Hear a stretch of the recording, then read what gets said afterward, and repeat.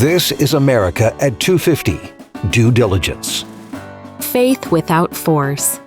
In 1802, a group of Baptists in Danbury, Connecticut, wrote to the new president, Thomas Jefferson, with a question. How far did this new country's promise of religious freedom actually go? Here's how he answered. Believing with you that religion is a matter which lies solely between man and his God, that he owes account to none other for his faith or his worship. I contemplate with sovereign reverence that act of the whole American people, which declared that their legislature should make no law respecting an establishment of religion or prohibiting the free exercise thereof. Thus building a wall of separation between church and state. Thomas Jefferson, writing back to Danbury, that phrase, a wall of separation between church and state, does not appear in the Constitution. Jefferson coined it as president, explaining what the First Amendment actually meant. That one sentence has shaped 200 years of arguments about religion and government. I believe in an America where the separation of church and state is absolute, where no Catholic prelate would tell the president, should he be Catholic, how to act, and no Protestant minister would tell his parishioners for whom to vote, where no church or church school is granted any public funds or political preference, and where no man is denied public office merely because his religion differs from the president who might appoint him or the people who might elect him. That's John F. Kennedy, a century and a half after Jefferson, trying to convince a country that a Catholic president would not take orders from Rome. Same wall, same argument, different fear. This is episode 1 of a 2-part series on that wall, where it came from and what's happening to it right now, and to understand why Jefferson wrote that letter at all. You have to go back further than Jefferson to Virginia a few decades earlier, where the wall didn't exist yet, and religion wasn't a private matter at all. If you wanted to preach in colonial Virginia, you needed a license from the Anglican Church, the official tax-supported church of the colony. Baptists mostly refused to ask, so they got arrested. More than half of Virginia's Baptist ministers did time in jail at some point for exactly that, preaching without permission. And it wasn't only about who could stand up and preach. The established church touched almost everything. It taxed everyone. Baptist, Presbyterian, non-believer, whether you attended or not. It controlled who could legally marry you. It handled poor relief. It even decided where orphan children were placed. The people who fought hardest against that weren't skeptics. They were devout Christians who believed that faith forced by the state wasn't faith at all. That conviction is what Jefferson was echoing in that letter to Danbury. Today we go back to where the wall was first built and ask what the people who built it were actually afraid of. John Ragosta is a historian who spent his career on exactly this, religious dissent in early America, and what establishment actually cost the people who refused to go along with it. And Russell Moore, editor of Christianity Today, a Southern Baptist himself, picks up almost exactly where that history leaves off, asking what happened to that tradition and why he believes Christian nationalism today would have horrified the believers who built the wall in the first place. Next time, in episode 2, we bring this fight into the present, a Ten Commandments law in Texas, and the question of whose religion gets the government's backing when it takes a side. But first, to understand what Jefferson was really responding to in that letter, you need someone who's spent years in the actual records, court dockets, church vestry books, the day-to-day paperwork of who got arrested and why. John Ragosta is a historian and the author of several books on religious liberty in the founding era. His work digs into exactly this: what establishment actually meant on the ground in Virginia, and why the people who suffered under it fought so hard to tear it down. Welcome to the program. So, Professor, the episode opens on Virginia Baptists jailed and beaten for preaching without a license. Set the scene for us. How common was that, and who exactly was doing that? Well, Bill, that's an important and fascinating question, because we've not only forgotten those episodes, there's actually been a lot of effort to suppress that information. To give the background, Virginia at the time of the Declaration of Independence is by far the largest state, geographically, population. It's almost twice the size of the next largest state. And in Virginia, in the lead up to the American Revolution, the Church of England is the established church in the state of Virginia, in the colony of Virginia.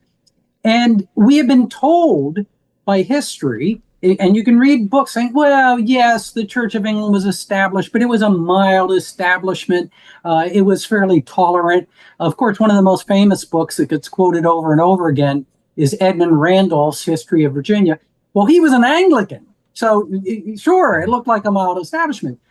But to the religious dissenters, primarily Presbyterians and Baptists, it wasn't at all a mild establishment. It was discrimination, it was persecution, it was incarceration. And, what do we mean by this? Discrimination. Everyone paid a tax to support the Anglican Church. Didn't matter if you're Lutheran, you're Baptist. For many people, this is the largest tax they paid. On top of that, the Anglican vestries are controlling poor relief. They control orphanage.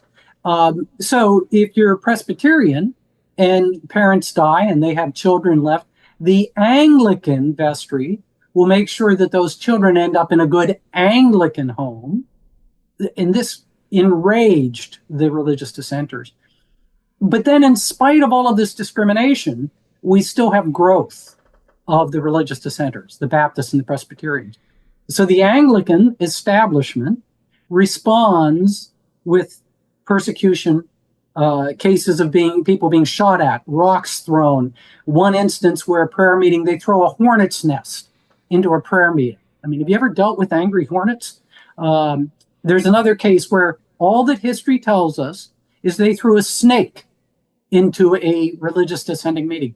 And I tell people, look, all that we know from history is it was a snake. I'm telling you it was a copperhead, because these are 18th century farmers. You throw a black snake into the middle of the meeting and somebody says, why did somebody throw a black snake in here? And they throw it out. It's still not working. We're still seeing more Presbyterians and more Baptists and more Lutherans, more Quakers. So they start throwing people in jail for preaching without a license, for disturbing the peace. And by the time of the American Revolution, over half of the Baptist ministers in Virginia had suffered jail time for preaching without a license or disturbing the peace. Now, anyone who's familiar with Virginia, half of the Baptist ministers in Virginia suffered jail time. So this is an enormously important story.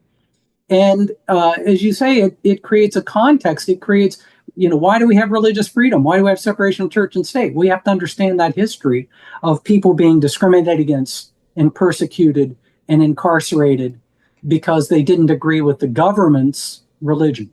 Professor, for the Anglicans, was there a problem with the theology of the Baptists and Presbyterians, or was this just about domination for what was being considered the establishment religion?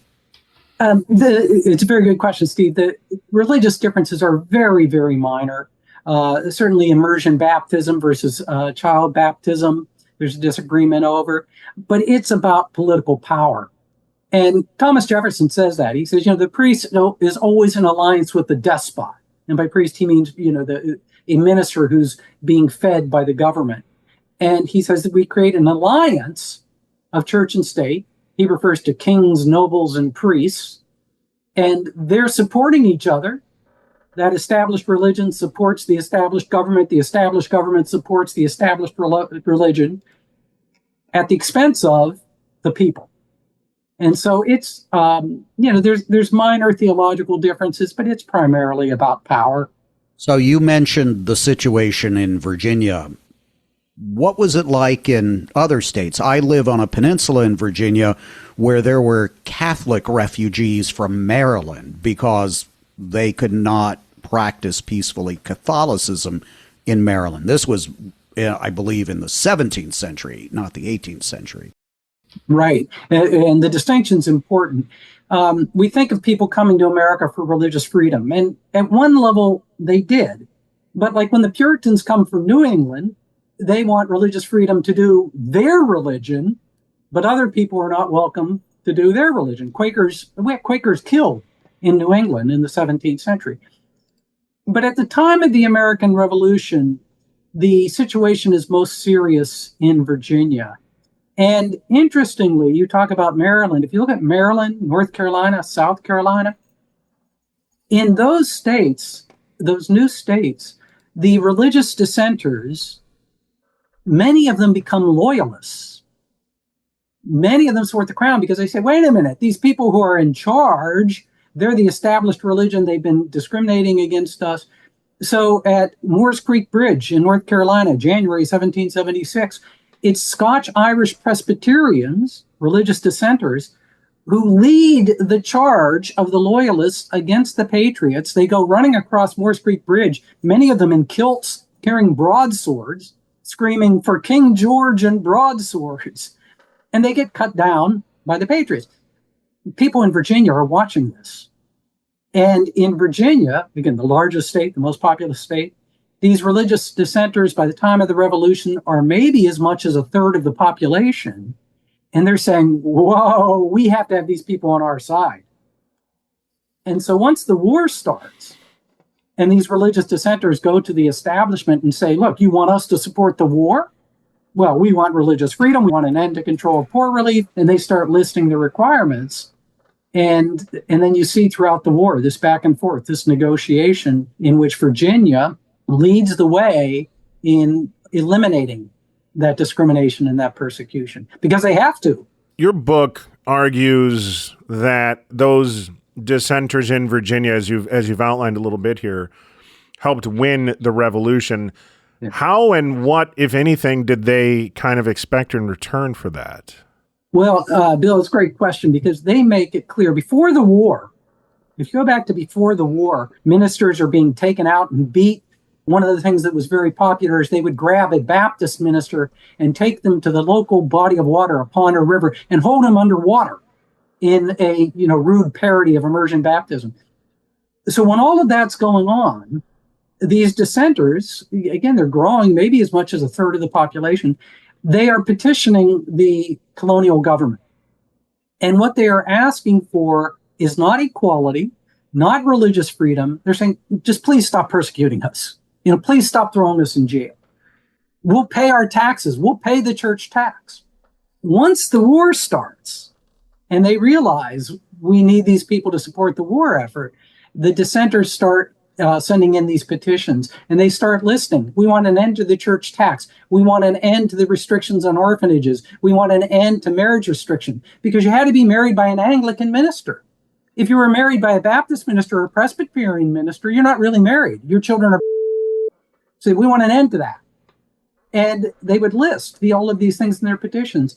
And then they would say, these things granted, this being done, we will always support the state in its fight against tyranny. And so they're making this very clear, you want us to support the Revolutionary War effort. Well, you need to give us religious freedom. And so that's what they're expecting. Now, and maybe this is where we're going. By the end of the war, we've had enormous progress. The church tax has been eliminated, but there are still some restrictions. The Anglican Church is still nominally the established church in Virginia.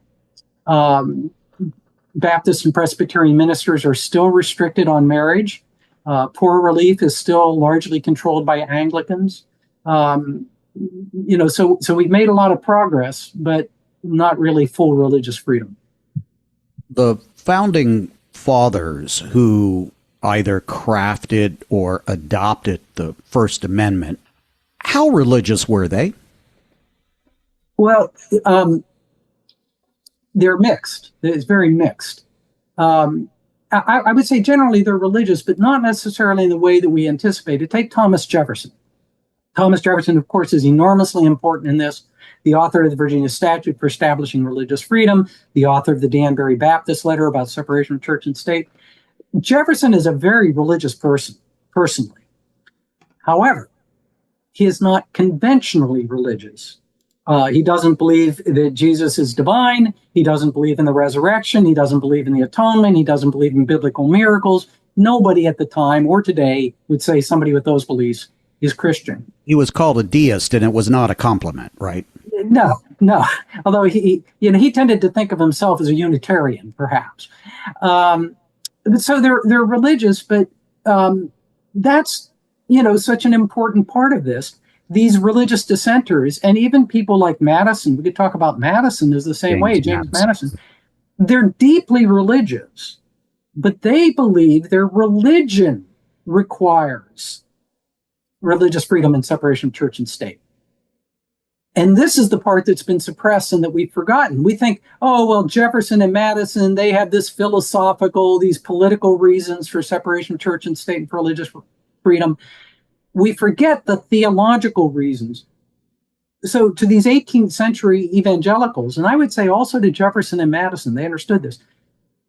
The quintessential theological question, the quintessential religious question is, what is your personal relationship with God? You have to have a personal relationship. A personal relationship with God means no mediation by a pope, no mediation by a bishop, no mediation by the government. Or a king. And so it's these evangelicals. This is, I started out by saying the story that's been forgotten or suppressed. It's these evangelicals who are saying, look, we have to have a personal relationship with God. And we can't have the government telling us, what that relationship is or what it should be. So John Leland, famous Baptist minister, 18th century Virginia, John Leland, I love this, I'll paraphrase. He says, look, when I die and I face my maker at the judgment seat, if the government can send somebody to represent me before my maker, then the government can be involved in religion. If they can't, then government needs to stay out of religion altogether. And so, you ask, are the founders religious? And it's mixed. We have John Carroll, who's a Catholic. We have John Adams, who starts Congregational but becomes more Unitarian. We certainly have a mix. Madison and Washington are at least nominally Anglican. Benjamin Franklin is certainly a deist. Hamilton is more conventional. But even the deeply religious people, including these deeply religious evangelicals, are saying we need separation of church and state. So here, for example, I pulled up a quote. Rockbridge Presbyterians. Rockbridge is a county in Virginia. They write to the government, for the discharge of the duties of religion, every man is to account for himself as an individual in a future state, that judgment seat, not to be under the direction or influence of any human being. So we remember the political reasons for religious freedom. We remember the philosophical reasons for religious freedom. Thomas Jefferson looks at history and says oceans of human blood. I mean, think about it. Oceans of human blood have been spilled over religious disputes when government gets involved. But we've entirely forgotten the theological reasons why religious people were absolutely demanding a strict separation of church and state, because they knew what happened when you had religious establishments. They lived in a system like that. How did the Quakers fit into this? And tell people, well, I mean, the Quakers are still around, but I think most people probably could not explain what the Quakers stood for. What the Quakers are about. The Quakers are very important in the story of American religious freedom. As I mentioned, in New England in the 17th century, Quakers were being killed for practicing their religion. At the time of the Revolution, there are not a lot of Quakers initially in Virginia, mostly Pennsylvania, but they were attacked because Quakers primarily are pacifists. And so during the war, there's a lot of questions from the patriots. Wait a minute, are these people loyalists? Because they won't support the war effort. And we have in Pennsylvania, it's a little strong to say purges, but they're grabbing Quakers and making them get out of Philadelphia, because once the British take over Philadelphia, they don't want those Quakers cooperating with the British. And, Quakers are being sent to other places, including Maryland and Virginia. So the Quakers also had this same experience. They know what it means to be discriminated against. So, you'd raised the other founders. The support among the 18th century founders, among the Quakers, the Presbyterians, the Baptists, the Unitarians, the Congregationalists, there is a very, very broad support for we have to have religious freedom in this country. Now, there continues to be disagreement about how far that goes. But there's a realization that, we got to get along. One of the first newspapers where the Declaration of Independence is printed is in Germany, in Pennsylvania. So Thomas Jefferson realizes this. He says, look, if we're going to have a country and we have all these different religions, people of different ethnicities, different religions, different languages, different cultures, different class structures, Jefferson writes that American religious freedom is for the Jew and the Gentile, the Christian and the Mohammedan, the Hindu and the infidel of every denomination. Now, when he writes that, there's not a lot of Hindus in America, okay? And he knows that, but he realizes that's what this country is going to be. Melting pot becomes a 19th century term after Jefferson's dead, but he understands the idea of a melting pot. And he says, look, we can't have like those Europeans having wars over religions. When we got Quakers in Pennsylvania, we have Catholics in Maryland, we have Congregationalists in Massachusetts and Connecticut, we've got Anglicans in Virginia and South Carolina. We've got to get government out of the business of religion. So now getting into the contemporary and what's going on now, Texas now requires the Ten Commandments to be displayed in public school classrooms. Looking at Madison's arguments, not predicting obviously how he would vote, what constitutional danger do you think he would identify in that arrangement, in that law that Texas has now put into place? Well, I think Madison and Jefferson would certainly see danger in that. Now, one thing to note, they don't have broad public schools at the time. We don't have that in Virginia until the 1870s. So there may not be a direct parallel. But there are, as we begin to get public schools, obviously people are using the Bible in those public schools. People are using the Ten Commandments in those public schools. But two incidents, and then we can come back specifically to Madison. In the 1870s, there's what's referred to as the Cincinnati Bible cases.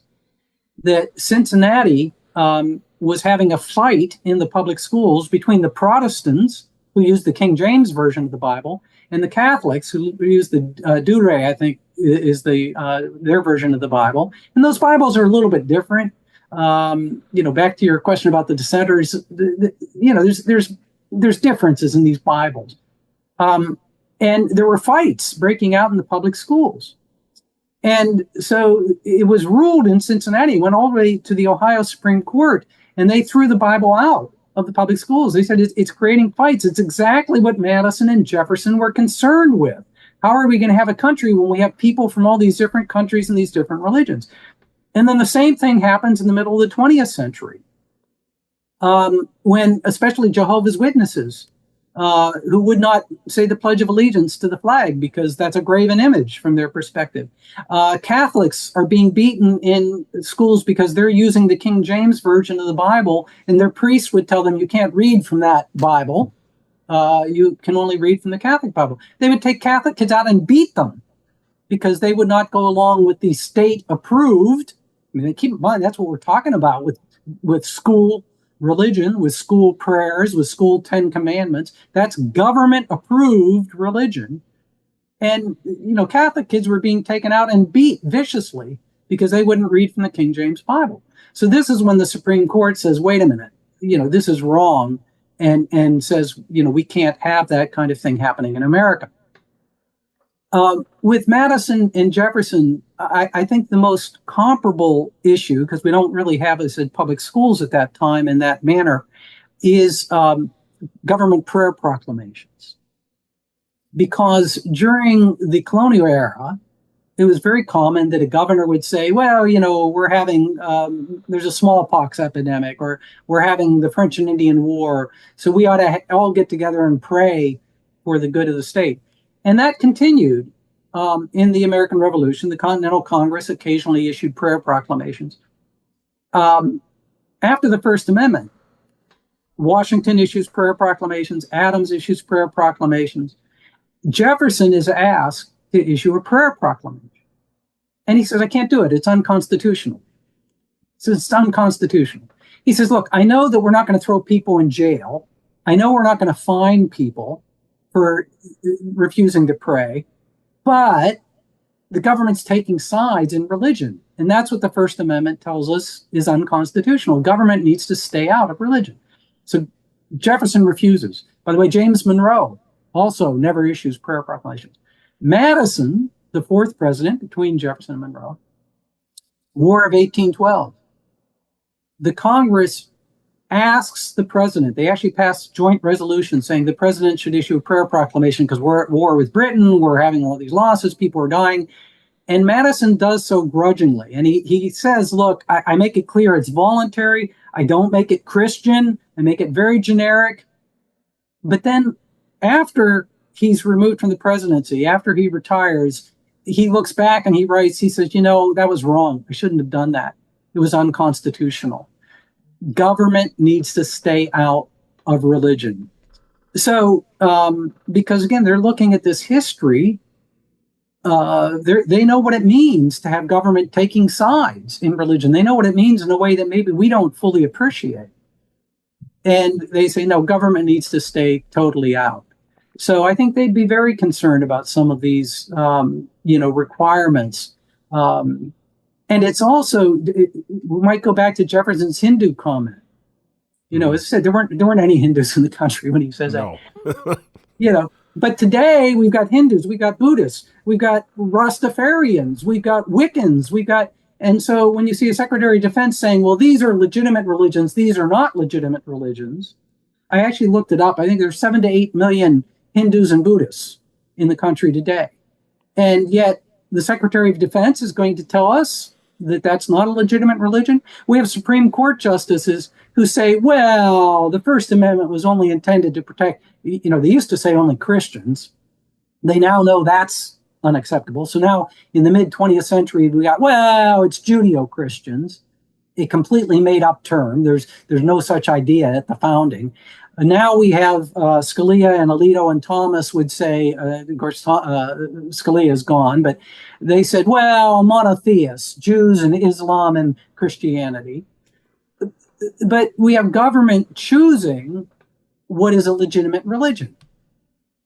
And the founders, Madison and Jefferson and the other founders said, no, government doesn't get to do that. Hindus have every right. Atheists, these evangelicals, you go through their petitions, they're talking about Jews, Mohammedans, and atheists. They would use the term Mohammedan for Muslims. They're saying all of these people have religious freedom. It's not up to government to be telling us that. It's certainly not up to a cabinet official to be saying, well, that's a legitimate religion. Who's to say what's a legitimate religion? So much of the contemporary arguments revolve around this phrase, separation of church and state, which is not in the Constitution, but also it seems like that's been a very thin line. We can say the president at his inauguration puts his hand on a Bible, okay? Congress opens its sessions with prayer. You mentioned the prayers that the Secretary of Defense or Secretary of War leads now in the Pentagon, but we've always had chaplains in the military. They're paid. The government is paying for preachers to console and work with the troops in the field in war and in peace. So has there really ever been strict separation of church and state? Well, Steve, there's two parts, I think, to what you're saying. The one is, it's not in the Constitution. Where's the separation of church and state coming from? Is that really part of the First Amendment? And then how far do you go? So let's take the first part. Again, Madison and Jefferson, who play a critical role in all of this, they certainly think that when we say government, is not, Congress shall not be involved respecting an establishment of religion, very broad term. The first Supreme Court case addressing that clause, 1879, Reynolds versus United States, the Supreme Court unanimously says, you want to understand the First Amendment? Read Thomas Jefferson's Statute for Religious Freedom, Madison's Memorial and Remonstrance, and Jefferson's letter to the Danbury Baptists that says separation of church and state. So they understood that was part of what we were getting with getting government out of religion. Now, how far you go, yes, that becomes difficult. You mentioned, referenced, what about when politicians pray publicly? So, for example, Thomas Jefferson prays in both of his inaugural addresses. He issues a prayer. And there are academics who say, well, see, Jefferson doesn't believe in separation of church and state. But they understood the difference between an official being religious. An official, the way I put it, is an official can pray, even publicly, but they cannot pray officially. An official can pray, even publicly, but they cannot pray officially. So, for example, if the president walks out of the White House on let's say we have a Jewish president, and he walks out on a Friday late afternoon on his way to the synagogue, and there's a scrum of reporters, and they say, Mr. President, where are you going? He says, I'm going to the synagogue. You all, have a good weekend. That's one thing. The president coming out, having a press conference, having White House stationery saying everybody needs to go to the church this weekend, to the synagogue or the church of their choice, well, that's something entirely different. Now, yes, there are going to be questions where you draw the line. You mentioned military chaplains. James Madison says we shouldn't have military chaplains. Really? He says, wait a minute, that's a violation of church and state. He says if people in the military want to pray, they should get together and pray. But why is the government spending money to support or they can get together and throw money into a hat? He says the same thing about Congress. Why is there a congressional chaplain? If members of Congress want a chaplain, let them throw their own money in instead of using taxpayer dollars. Reminds me of the phrase, there's no atheists in foxholes. Yes, well, and Madison understood that. So he does say, for example, and this gets exactly to your line drawing problem. He says, well, it might be different in the Navy because you're taking people and you're putting them on a ship and they may not be able to access their church. In the Army, you can go to church on Sunday if you want. He said, you might not be able to do that on a ship. So, yes, there are going to be very difficult lines to draw, but the concept of separation of church and state was well embedded. And, how do you draw that line? Again, I like this phrase, an official can pray even publicly. They can't pray officially. They can't use government to support their religion. Coming from myself, a religious background, an evangelical background, separation can, and sometimes, can sound hostile to religion. In Madison and Jefferson's view, was keeping government out of religion, in their estimation, actually the best way to allow it to flourish?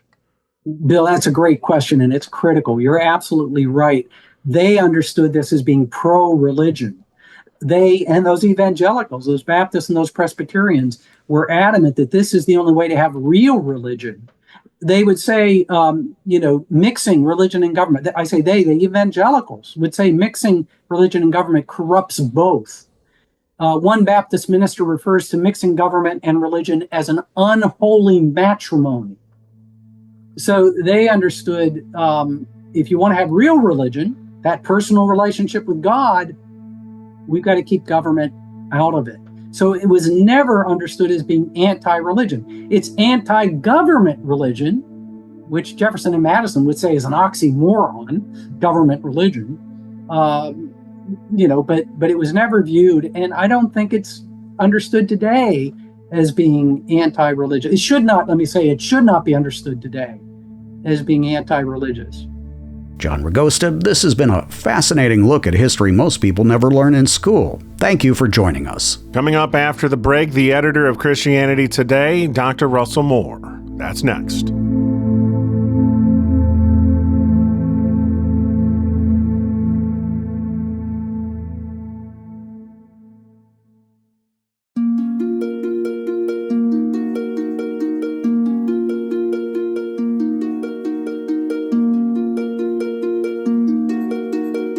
Professor John Ragosta walked us through a tradition of American Christians who believed government-backed religion was dangerous to faith itself, not because they were lukewarm believers, but because they were serious ones. Our next guest has spent his career inside that same tradition, and he's watching it get inverted in real time.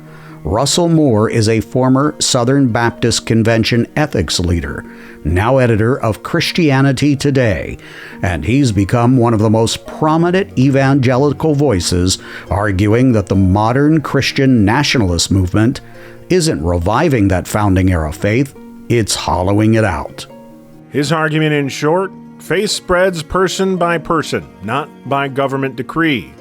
And a government that tries to manufacture Christianity ends up weakening it instead. He's asked more than once what happened to the Baptists who once knew that better than anyone. Russell Moore, welcome to the program. Dr. Moore, another guest we had on this hour made a claim that I think probably caught a lot of listeners by surprise. And that is the fact that the loudest voices for separating church and state at the founding 250 plus years ago weren't skeptics. They were the evangelicals, Baptists who'd been jailed for preaching. Does that history live in the church that you know? Well, yes. I mean, that's a long Baptist tradition that actually predated the United States of America. From the very beginning, Baptists were the ones who were saying, we don't want a state religion, a state church, because we think that it ruins religion as well as ruins the state, ultimately. And so, yes, the idea in colonial Virginia, for instance, that you have to have a license to preach. Many ended up in jail. John Leland was a famous Baptist evangelist who said, He wasn't a baseball manager? Wasn't a baseball manager? That's right.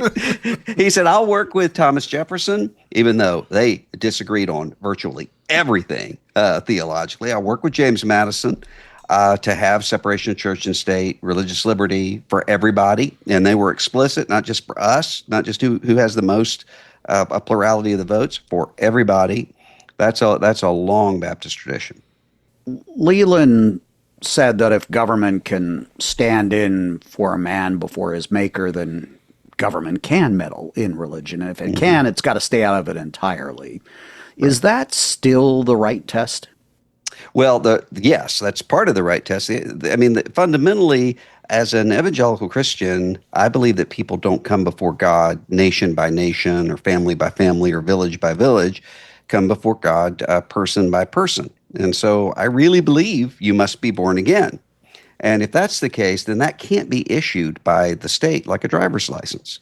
And so what you end up with, I mean, for instance, sometimes I've dealt with local community where people are upset that there's a mosque being built, and they want to use the powers of the city council to outlaw the mosque. You come in and say, wait a minute, but that doesn't make Muslims Christians.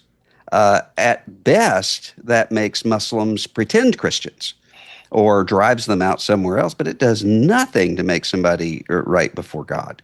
So it really is a fundamental contradiction, and that's one of the reasons why I think with some of this merging of church and state, it actually is a kind of modernism, because you have people who are saying what's really important is politics. That's really important is what people say they are in terms of the state. Well, that's just not the historic Christian gospel.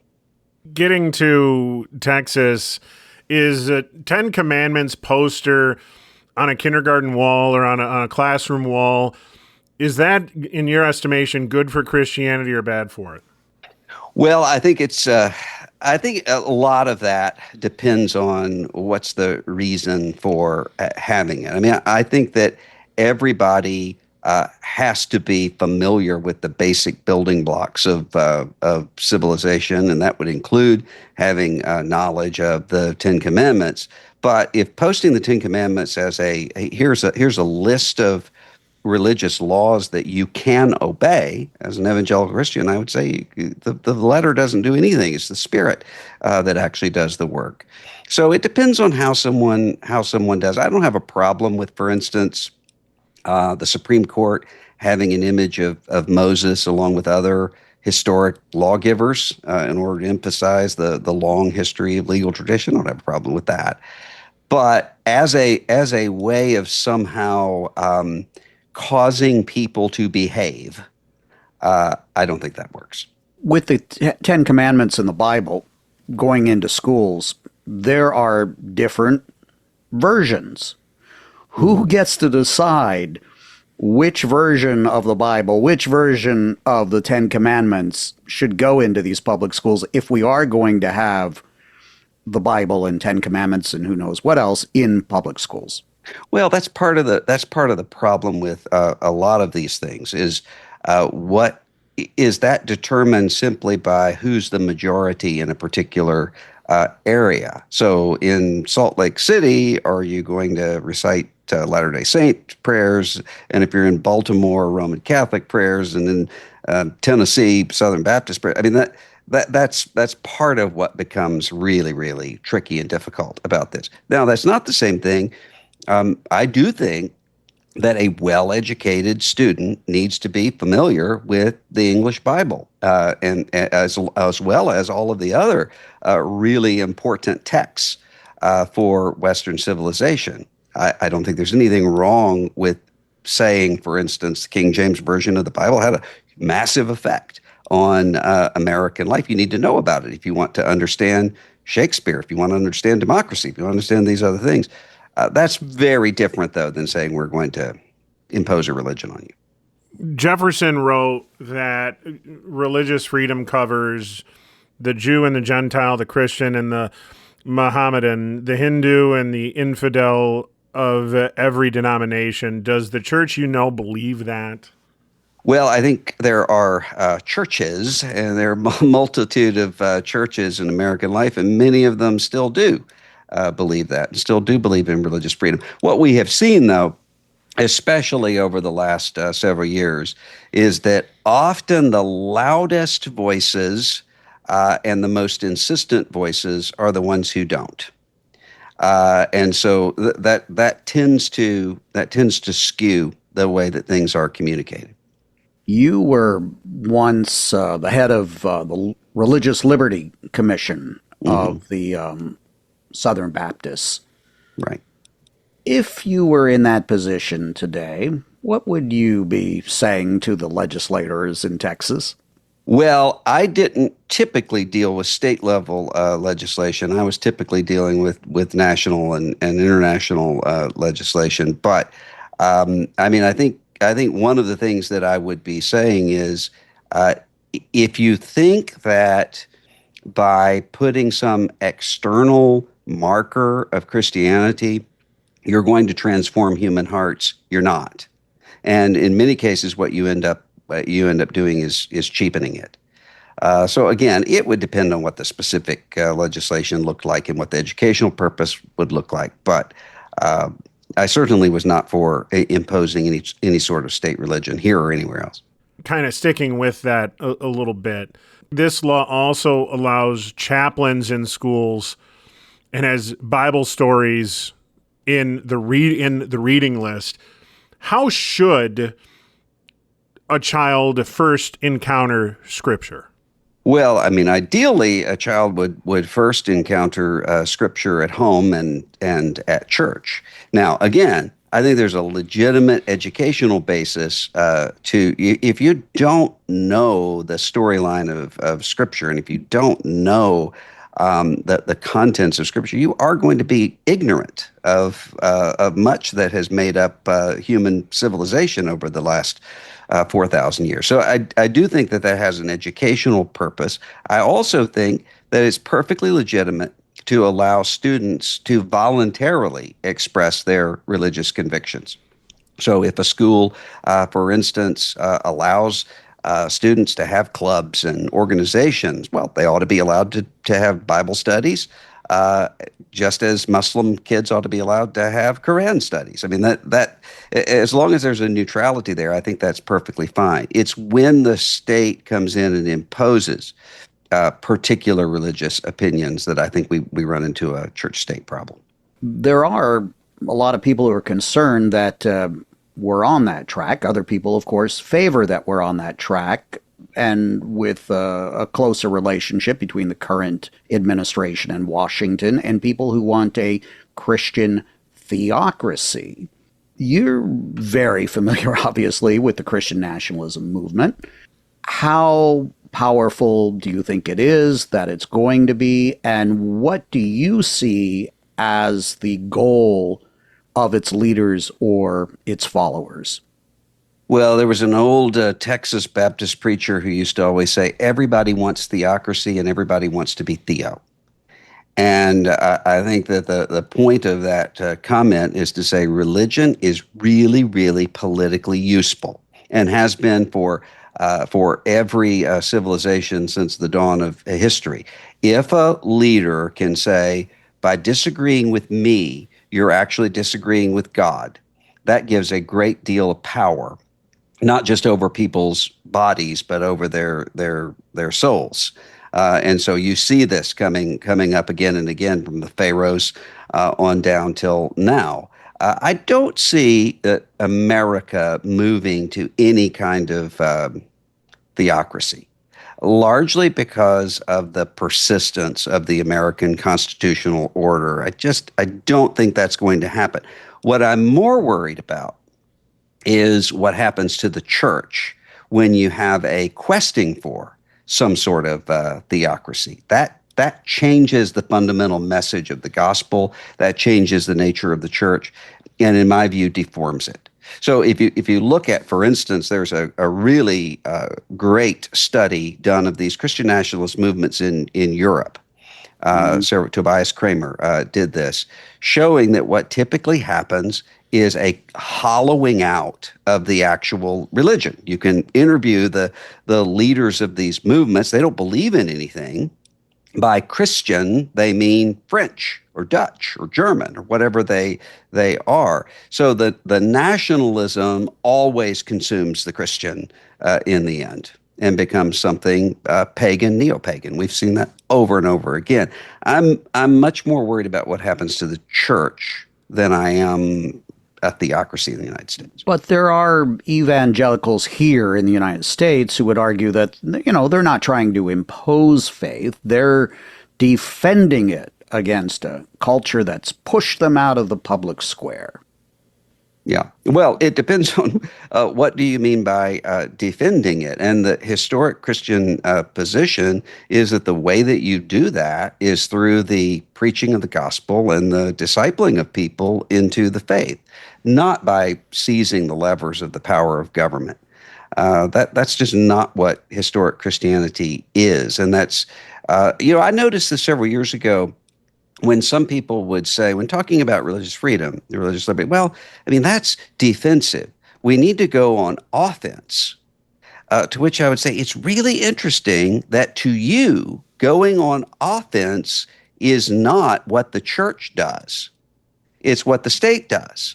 And so what's really important and what really matters is what politicians do. That's a fundamentally unchristian view, in my view. If these laws, if the Texas laws are upheld at the Supreme Court, do you have an opinion as to what that means for the church? Well, I mean, I think a lot of that is going to depend on the grounds by which they're upheld by the court, and I could see that going 30, 35 different ways. So I don't know at this point. One thing we tend to do here on this show is imagine what those who are around when at the time of the American Revolution and the forming of the Constitution would say to us all here today. So I guess a question would be those Baptists who went to jail rather than let the state near their faith 2.5 centuries ago. If one of them were joining us here today, what do you think he would say to the American church? He would probably say, "Where have all the Baptists gone?" A Roger Williams or a John Leland would I think, in many ways, find some of these conversations absolutely incomprehensible because they understood, and so did their European forebears. They understood what it meant to pay in blood, in their own blood, to resist the co-opting of religion by the state. I think it would be quite a surprise. Dr. Moore, as you mentioned, there are pastors and some with even ties to this administration who say that mosques should not be permitted to operate. I heard one saying, well, they can pray inside as long as there's no minaret, no call to prayer. What's your answer as a Christian when you hear other pastors talking like that? Well, my answer to that would be that these are people who, as Christians, have lost confidence in the gospel, and as Americans have lost confidence in freedom. And I think that's a terrible combination. And so, as a Christian, I believe that we seek to persuade each other through what the Bible calls the open proclamation of the word, and God alone changes hearts. That can't happen by using the levers of state power to keep people quiet. And if what we end up with is simply a kind of religion that is whoever can get to a plurality of the vote, we don't actually end up with religion at all. We just end up with another kind of politics. Here's a very basic question. We hear a lot of people out there saying that whatever should be accomplished, or we should move in this particular direction because America is a Christian nation. Is America a Christian nation? Well, it's kind of like asking if my public school when I was growing up was a Christian school. And the answer to that is, if what you mean is, are most of the people there professing Christians, then yeah, you could get to a majority of that. But that's not what most people mean by Christian school. What they mean by that is a group of people who are seeking to practice Christianity, seeking to educate in terms of Christianity, and having an official Christian confession of faith. Under that definition, no. America self-consciously was not a Christian nation, and it was rebelling against the kind of experiments that would set themselves up as Christian commonwealths. I mean, that's why Roger Williams went out into the woods, because you had people who would claim the kind of covenant relationship that Old Testament Israel had with God, and to replicate that in the United States. That is not what the founders wanted to do. That is not what the free churches at the time of the American Revolution wanted to do. So in that sense, absolutely not. And one of the interesting things is that sometimes you will have people who will try to claim the founders as Christians. And there were some Christians among them, but for many of them, you have to completely redefine Christianity. Thomas Jefferson was cutting pages out of the Gospels because he didn't believe them. There's no way that Thomas Jefferson should ever teach Sunday school in a Christian church. That doesn't mean that he could not be a person of goodwill who is supportive of religion and supportive of religious freedom and supportive of democracy. We can work with that just like our forebears did. We can't call that Christian. My pastor has always said, he's on sabbatical right now, but this will be one of the first things out of his mouth, because it always is. The church is not a building, it's a set of believers. As one of the leaders of the Christian movement today, what's your take on the current state of the church with this overarching conversation in mind that we've had here today? Well, I think we're at a time of great struggle, and we have a lot of people who are seeing things done in the name of Jesus that do not represent the spirit of Jesus. Overall, though, I'm hopeful because when I talk to 20-year-old, 22-year-old Christians, they just don't display some of the craziness that we have seen in other sectors of older Christianity in recent years. We want to thank our guests, Dr. Russell Moore and historian John Ragosta. Some of the Americans most determined to keep government out of religion weren't hostile to faith. They believed it was too important to place in government hands. Next time, we bring that same question more into the present. A Texas classroom, a Ten Commandments law, and the fight over whose religion counts as history and whose counts as government endorsement. That's episode 2, Whose Religion? Join us then. America at 250 Due Diligence is part of the Radio Free America project and brought to you with the support of the Jordan Center for Journalism Advocacy and Innovation at the University of Mississippi School of Journalism and New Media. Portions of this program are recorded in Washington, D.C., and at the studios of WUMS, the student-run radio station at the University of Mississippi in Oxford, Mississippi. Send us your comments online at radiofreeamerica.media. That's radiofreeamerica.media. Executive producers of America at 250 Due Diligence are Steve Herman and Bill Bernardoni. Audio production by Bill Bernardoni of Bernardoni Media and Marketing. For more information, please visit newslab.org. Again, that's newslab.org. For Steve Herman, I'm Bill Bernardoni. Thank you for listening, and we'll see you again next time as we continue discussing the ideas and principles that shape America at 250.